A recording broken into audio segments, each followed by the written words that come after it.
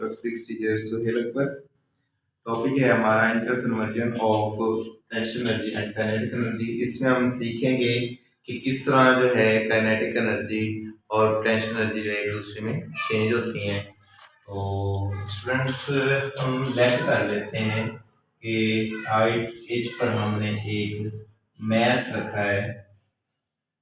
Math कोई भी math है, कोई भी चीज़ है, ऑब्जेक्ट है जो कि हाइट एज पर पड़ी हुई है, उसका जो ज़मीन से ग्राउंड फ्लोर से जो डिस्टेंस है वो कितना है जी? वो है स्टूडेंट्स एज। अब इसको हमें स्टूडेंट्स तीन कैटेगरीज में लेके जाना है, 3 पॉइंट्स इसके बनाने हैं, ए, बी और सी। सबसे पहले ये जो पॉइंट है ये ए है जहाँ पर मैथ पड़ा है, ठीक है।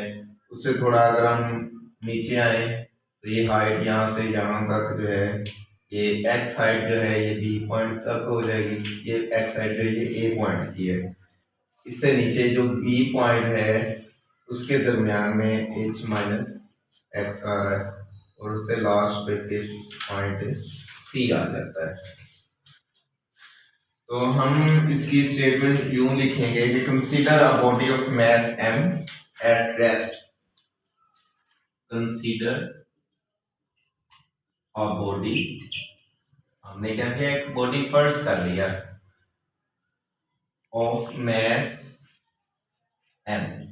ऐसा एक बॉडी फर्स्ट किया जिसका मास m है और वो कैसे पड़ा हुआ है, एट रेस्ट। रेस्ट की हालत में वो बॉडी पड़ा हुआ है और उसका जमीन से जो हाइट है, हाइट एच, जमीन से हाइट एच पर वो बॉडी पड़ा हुआ है। कैसे? Above the surface of earth, जमीन की सतह से ऊपर पड़ा है, of earth. At position A, the body has tension energy equal to mgh. At position A, the body has potential energy equal to mgh. ये तो हम जानते हैं कि कोई भी बॉडी है ना, और जब वो हाइट पर उसके अंदर कोई एनर्जी स्टोर होती है, पोजीशन की वजह से जो भी एनर्जी स्टोर होती है उसे पोटेंशियल एनर्जी कहते हैं। तो अब यहाँ पर पोटेंशियल एनर्जी मैक्सिमम होगी, इसका मतलब है ये कॉमन सी बात है, वहां पर काइनेटिक एनर्जी जो है वो जीरो होगी क्योंकि काइनेटिक एनर्जी वहां पर मिनिमम होती है। और जहां पर काइनेटिक एनर्जी मैक्सिमम होती है वहां पोटेंशियल एनर्जी जो है वो जीरो होती है और इनके दरमियान जो पॉइंट होता है वहां काइनेटिक और पोटेंशियल एनर्जी जो दोनों है वो इक्वलिटी फॉर्म में होती है। तो a point at position A, the body has potential energy equal to mgh and kinetic energy zero होगी। क्यों है ऐसा स्टूडेंट्स? एक रीजन तो मैंने बता दिया कि जब भी कोई बॉडी हाइट पर होगा, हाइट की वजह से जो उसके अंदर एनर्जी होगी वो पोटेंशियल एनर्जी होगी। तो इसके साथ आपको ये भी मालूम होना चाहिए कि किसी बॉडी के अंदर जो हरकत की वजह से एनर्जी पैदा होती है वो काइनेटिक एनर्जी होती है। तो इसी तरह से हम इस टॉपिक को लेके चलेंगे। एट पॉइंट ए की अगर हम बात करें तो सबसे पहले मैं बात करता हूँ at point A. At point A पर क्या होगा, पोटेंशियल एनर्जी जो है वो क्या है, mj। मतलब कि यहाँ पर पोटेंशियल एनर्जी मैक्सिमम है, लेकिन काइनेटिक एनर्जी क्या है यहाँ पर, वो जीरो है क्योंकि हाइट के ऊपर जो है वो बॉडी जो है वो रेस्ट की हालत में पड़ा हुआ है, वो मूव नहीं कर रहा। तो इस तरह से काइनेटिक एनर्जी जो है वो जीरो है। तो अब टोटल एनर्जी क्या होगी, total energy at point A, at point A पर जो टोटल एनर्जी है वो क्या है, potential energy plus kinetic energy. अब स्टूडेंट्स यहाँ पर पोटेंशियल एनर्जी हम देख रहे हैं कि मैक्सिमम है, क्योंकि mgh लिखा हुआ है। mgh इसका मतलब वो मैक्सिमम है, लेकिन काइनेटिक एनर्जी जीरो है, हाइट पे है ना बॉडी, इसलिए तो इसमें आप ऐड करें तो mgh ही आता है। इस तरह से पॉइंट ए पर जो है वो काइनेटिक एनर्जी नहीं है, जीरो है, लेकिन जो पोटेंशियल एनर्जी वो मैक्सिमम है। इसको आप इक्वेशन 1 भी कह सकते हैं। फिर अब हमने पॉइंट बी की तरफ आना है। एट पॉइंट बी मतलब कि पॉइंट बी का मतलब हम ऊपर से थोड़ा नीचे की तरफ आ गए, थोड़ा हमने मोशन की है। तो यहाँ पे जब नीचे की तरफ आएंगे तो यहाँ पर पोटेंशियल एनर्जी जो है वो क्या होगी, mg into H minus X आ जाएगी, जैसे ये लिखा हुआ है h माइनस एक्स। क्या क्या मतलब स्टूडेंट्स इस बात, यहां से लेकर यहां तक का जो डिस्टेंस है वो h है, लेकिन यहां से लेकर यहां तक का जो डिस्टेंस है वो x है। तो h में से x निकालेंगे तो बाकी हमारे पास नीचे वाला जवाब आएगा ना। इसका मतलब है आप ऊपर से नीचे की तरफ आएंगे तो आपके पास जो डिस्टेंस आएगा पॉइंट बी के ऊपर, जो डिस्टेंस है वो क्या होगा, यहाँ पर जो हाइट है वो क्या आएगी, h माइनस एक्स जो है ये हमारे पास हाइट होगी, s कह लें, डिस्टेंस कह लें। तो इसलिए mg into H minus X आ जाएगी कि थोड़ा सा हम हाइट से नीचे आ गए हैं। अब यहाँ पर काइनेटिक एनर्जी कितनी होगी, ऊपर तो काइनेटिक एनर्जी जीरो थी, लेकिन यहाँ पर कुछ ना कुछ काइनेटिक एनर्जी होगी। वो क्या है, 1/2 mv b का स्क्वायर। अच्छा b का स्क्वायर क्यों आया, वैसे तो हम जानते हैं काइनेटिक एनर्जी का फार्मूला 1/2 mv का स्क्वायर होता है। तो यहाँ पर b का स्क्वायर इसलिए लिखा गया है क्योंकि हम पॉइंट b की बात कर रहे हैं, तो इसको इक्वेशन आप 2 कह सकते हैं।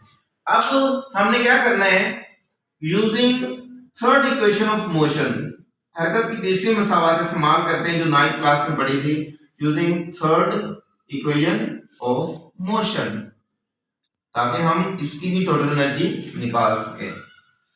तो स्टूडेंट्स हम जानते हैं कि वो होती है 2as = vf square minus vi का स्क्वायर। यहां पर vi, vf और a और s क्या होंगे, यहां पर जो vi है वो होगी जीरो, ठीक है, क्योंकि बॉडी पर से आया तो है नीचे, लेकिन यहां पर आकर फिर रुक गया है, तो इसलिए vi यहां पर इस बॉडी की जो है वो जीरो है, और vf हमने इसकी फाइंड करनी है।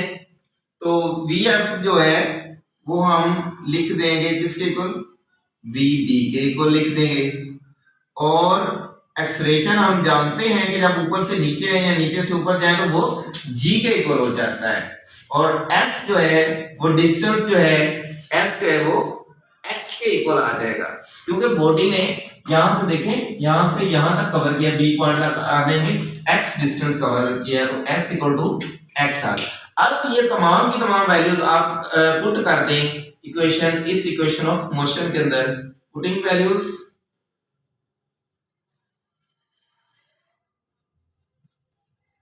तो 2g क्या आ जाएगा, x आ जाएगा यहाँ पर। तो अगर हम 2gx लिख देते हैं तो यहां पर क्या आ जाना है, vf स्क्वायर की जगह पर आ जाना है b का स्क्वायर माइनस vi का स्क्वायर है, तो vi मैंने आपको बताया था वो जीरो है हमारे पास। इस तरह से हम स्टूडेंट्स अगर इसकी वैल्यू निकालना चाहते हैं, कैलकुलेट करना चाहते हैं, तो क्या होगा, हम ये तो जीरो हो गया, जीरो का स्क्वायर जीरो ही हो जाता है, तो हमारे पास आ गया vb का स्क्वायर = 2gx। अब हम जो है vb के स्क्वायर की वैल्यू निकाली है, तो आप जानते हैं क्वेश्चन 2 के अंदर भी vb का स्क्वायर वैल्यू आ रही थी, तो ये इक्वेशन 3 कर दें, पुट इक्वेशन 3 इन इक्वेशन 2। तो vb का स्क्वायर ये है, उसकी जगह पर उसकी वैल्यू पुट कर दें, काइनेटिक एनर्जी = 1/2 m, vb के स्क्वायर की जगह पे क्या आ जाना है, 2gx आ जाना है। ये 2 डिवाइड हो रहा है, ये मल्टीप्लाई हो रहा है, ये कट जाएगा, तो इस तरह mgx काइनेटिक एनर्जी जो है mgx, ये हमारी इक्वेशन 4 बन जाएगी। टोटल एनर्जी जो है वो किसके इक्वल है, potential energy plus kinetic energy. और इस पॉइंट पर जो पोटेंशियल एनर्जी थी वो क्या थी हमारे पास, mg into h minus x plus kinetic energy क्या है, हमने ये जो अभी फाइंड की है mg x है। अब इस mg आप जानते हैं अंदर मल्टीप्लाई हो रहा है तो दोनों वैल्यूज के साथ मल्टीप्लाई होगा, तो इस तरह से क्या बनेगा, टोटल एनर्जी हमारे पास क्या आएगी, टोटल एनर्जी आएगी mg को एक बार h से मल्टीप्लाई कर दो mgh आ जाएगा, फिर आगे माइनस है mg को x से मल्टीप्लाई करो माइनस mgx आ जाएगा, और प्लस का ये वाला mgx जो है एज इट इज आ गया, प्लस का mgx माइनस का mgx से कट गया तो हमारे पास क्या बच गया, mgh। तो स्टूडेंट्स हम साबित ये करना चाह रहे हैं कि कोई भी पॉइंट ले लें आप, हाइट ले लें, नीचे ले लें, ग्राउंड फ्लोर ले लें, कहीं भी चले जाएं तो टोटल एनर्जी जो है वो इक्वल ही रहती है। टोटल एनर्जी जो है वो, एनर्जी का जो मजमूआ है वो सेम ही रहता है, एनर्जी जो है बदलती नहीं है। यही हमारा आज का टॉपिक है और यही हम साबित करना चाहते हैं कि एनर्जी जो है बदलती नहीं, एक शक्ल से दूसरी शक्ल में चेंज हो जाती है लेकिन उनका मजमूआ जो है वो सेम रहता है। तो अब हम बात करते हैं पॉइंट सी की। एट पॉइंट सी, तो पॉइंट सी पर देखें स्टूडेंट्स, डाउन पे आ गया, फ्लोर पे आ गया है, यहाँ पर काइनेटिक एनर्जी जो है ये मैक्सिमम होगी, क्योंकि जब कोई बॉडी फ्लोर पे आता है तो वहां पर वो मूव करता है, हरकत करता है, एम वी सी का स्क्वायर। उसी तरह जैसे हमने पीछे वी बी का स्क्वायर लिखा था, यहाँ पर हमने वी सी का स्क्वायर लिख दिया है, इसको मैं इक्वेशन 5 कह देता हूँ। तो यहाँ पर फिर हमने जो है इक्वेशन यूज करनी है, equation 3, third equation of motion, using third equation of motion. तो हम देखेंगे कि क्या आता है हमारे पास, वो होती है 2as, जैसे पहले हमने बताई थी, vf square minus vi square equal to 2as होती है, वही सेम फार्मूला आएगा ना। तो यहाँ पर जो vf है वो हमारे पास vc आनी है, vc, क्योंकि बॉडी ग्राउंड फ्लोर पर तो आ गए लेकिन जो है उसने अभी मूव नहीं करवाया, तो इसलिए vi जो है वो 0 आ जाएगा। और जो है यहाँ पर s जो है वो हम उसको जो है h के इक्वल लिख सकते हैं, s इक्वल टू h, ठीक है। अच्छा, अब यहाँ पर जो है हमने उसी तरह वैल्यूज पुट करनी है इक्वेशन के अंदर, vf की जगह पे vc का स्क्वायर आ जाना है, माइनस vi की जगह पे 0 आ जाना है, 2a की जगह पे g आ जाएगा उसी तरह से, और s की जगह पे h आ जाएगा, 2gh आ जाएगा। तो इस तरह से हमारे पास इक्वेशन बन गई vc का स्क्वायर 2gh, इसको आप इक्वेशन 6 कह लें। अब हमने इस इक्वेशन को इक्वेशन 5 में पुट करना है क्योंकि वहां vc का स्क्वायर मौजूद है। पुट इक्वेशन 6 इन इक्वेशन 5, आप पुट कर दें तो क्या आएगी, kinetic energy equal to 1/2 m vc square की जगह पे हम उसकी वैल्यू पुट कर देते हैं 2gh, इस तरह 2 2 से कट गया, काइनेटिक एनर्जी क्या आ गई हमारे पास, काइनेटिक एनर्जी आ गई जी mgh। अब यहाँ पर भी प्रूव हो गया कि ये भी हमारे पास काइनेटिक एनर्जी जो है mgh ही आई है, और लेकिन क्योंकि हम जानते हैं ग्राउंड फ्लोर पर जो पोटेंशियल एनर्जी वो हमारे पास 0 होती है ग्राउंड फ्लोर पर पोटेंशियल एनर्जी, क्योंकि उसमें कोई हाइट नहीं होती, तो इसलिए लिहाजा हम पोटेंशियल एनर्जी यहाँ लिख देते हैं कि जो पोटेंशियल एनर्जी जो है वो क्या है हमारे पास 0 है। अब टोटल एनर्जी हमने जैसे पीछे हम टोटल एनर्जी निकालते आए थे, यहाँ भी हम निकालेंगे total energy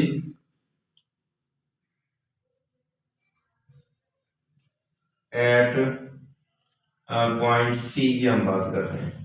total energy at point C, तो टोटल एनर्जी जो यहाँ पर होगी वो potential energy plus kinetic energy. अब पोटेंशियल एनर्जी तो यहाँ पर 0 है, तो 0 प्लस mgh, ठीक है। तो टोटल एनर्जी यहाँ भी हमारे पास क्या आई, mgh ही आई। आप देख लें पॉइंट जो है ए के ऊपर भी हमारे पास टोटल एनर्जी mgh थी, पॉइंट बी पर भी हमारे पास टोटल एनर्जी mgh थी, पॉइंट सी पर भी टोटल एनर्जी mgh ही आई है। इससे साबित हुआ कि जब भी काइनेटिक एनर्जी और पोटेंशियल एनर्जी को हम ऐड करेंगे तो उसका टोटल मजमूआ जो है वो सेम ही रहता है। अच्छा, अब नेक्स्ट जो है एक फार्मूला यहाँ से हमारी समझ में आता है कि लॉस इन पोटेंशियल एनर्जी, क्योंकि हम ऊपर से नीचे आए ना तो पोटेंशियल एनर्जी में लॉस हुआ है, वो किसके बराबर है, गेन इन काइनेटिक एनर्जी। लेकिन स्टूडेंट्स अगर हम नीचे से ऊपर जाते हैं तो हमने लिखना था loss in kinetic energy equal to gain in potential energy. तो इस तरह से दोनों एक दूसरे के इक्वल होते हैं। तो पोटेंशियल एनर्जी में लॉस हुआ है तो वो क्या हुआ है, mg h1 माइनस h2 हुआ है हमारे पास, और गेन क्या हुआ है 1/2 m v2 का स्क्वायर माइनस v1 का स्क्वायर, ठीक है। तो इस तरह से ये फार्मूला बनता है loss in potential energy equal to gain in potential energy. और इसको हम यूं भी कह सकते हैं कि लॉस इन का, अगर हम नीचे से ऊपर जाएंगे तो हम कहेंगे कि loss in kinetic energy equal to gain in potential energy भी हम इसको कह सकते हैं। तो ये इसकी जो है रिक्वायर्ड इक्वेशन थी। नेक्स्ट इसमें हम जो है एक और चीज भी ऐड कर सकते हैं कि जब कोई बॉडी वर्क डन करता है तो उसमें potential energy minus work done जो होता है वो काइनेटिक एनर्जी के इक्वल होता है। पोटेंशियल एनर्जी लिख लेते हैं, जब कोई बॉडी जो है कोई वर्क डन करता है, कोई वर्क करता है तो potential energy minus work done वो किसके इक्वल होता है, काइनेटिक एनर्जी के। इसका अगर हम फार्मूला लिखना चाहें तो वो क्या आएगा स्टूडेंट्स, mgh माइनस fh आएगा, ठीक है। और वो किसके इक्वल होगा 1/2 mv का स्क्वायर आ जाएगा। और यही अगर हम mgh की वैल्यू निकालना चाहते हो तो ये fh को दूसरी साइड पर ले जाएं, mgh इक्वल टू 1/2 mv का स्क्वायर प्लस fh, इधर माइनस है उधर जाकर प्लस हो जाएगा। अब हम कह सकते हैं, क्या कह सकते हैं, loss in potential energy equal to gain in kinetic energy plus work done. ये हमारा फार्मूला बन जाता है जो आपने अक्सर आगे न्यूमेरिकल्स के अंदर यूज करना है। तो ये था हमारा students topic, interconversion of potential energy and kinetic energy. Allah Hafiz.